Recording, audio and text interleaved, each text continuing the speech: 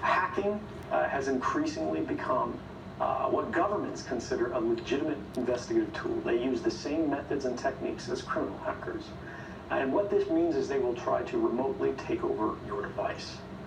Once they do this, by detecting a vulnerability in the software that your device runs, such as Apple's iOS or Microsoft Windows, they can craft a special kind of attack code called an exploit. They then launch this exploit at the vulnerability on your device, which allows them to take total control of that device. Anything you can do on that device, the attacker, in this case the government, can do.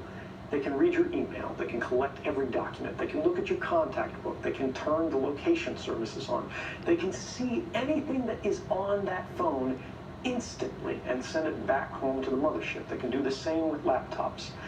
The other prong that we forget so frequently is that in many cases they don't need to hack our devices.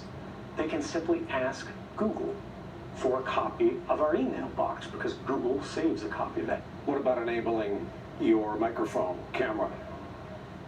If you can do it, they can do it. It is trivial to remotely turn on your microphone or to activate your camera so long as you have systems level access. If you had hacked someone's device remotely, anything they can do, you can do.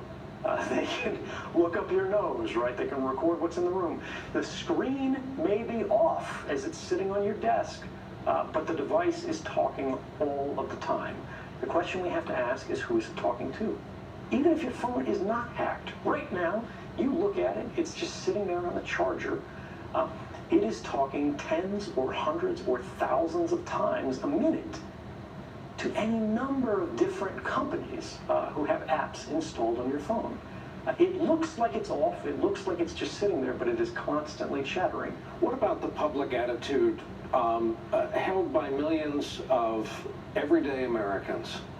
All I've got on a computer is pictures of my family, CCTV cameras that are prevalent in a ton of American cities and overseas capitals. Those cameras are your friend if you're innocent and have nothing to hide. Well, I'd say that's very much what the average Chinese citizen believed, or perhaps even still to this day believes. But we see how these same technologies are being applied to create what they call the social credit system. If any of these family photos, if any of your activities online, if your purchases, if your associations, if your friends are in any way different from what the government or the powers that be of the moment would like them to be, you're no longer able to purchase train tickets. You're no longer able to board an airplane. You may not be able to get a passport. You may not be eligible for a job. You might not be able to work for the government. All of these things are increasingly being created and programmed and decided by algorithms.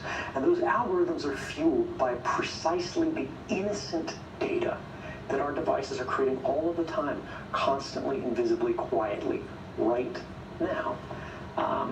Our devices are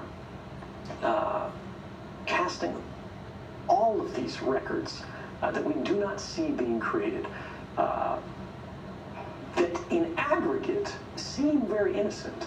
You were at Starbucks at this time. You went to the hospital afterwards. You spent a long time at the hospital. After you left the hospital, you made a phone call. You made a phone call to your mother. You talked to her until the middle of the night. The hospital was an oncology clinic. Even if you can't see the content of these communications, the activity records, what the government calls metadata, which they argue they do not need a warrant to collect, tells the whole story. And these activity records are being created and shared and collected and intercepted constantly by companies and governments.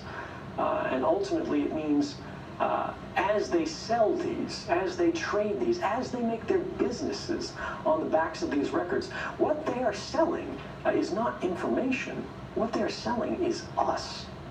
They're selling our future. They're selling our past. They're selling our history, our identity, and ultimately they are stealing our power and making our stories work for them. what devices do you use in your life now, and have you accepted the notion that you are watched rather constantly? I try not to make that easy for them. If I get a smartphone and I need to use a phone, I actually open it up before I use it. I perform a kind of surgery on it to physically desolder or sort of melt the metal connections that hold the microphone on the phone. And I physically take this off. I remove the camera for the phone, and then I close it back up. I seal it up. And then if I need to make a phone call, I will attach an external microphone on it. And this is just so, if the phone is sitting there and I'm not making a call, it cannot hear me.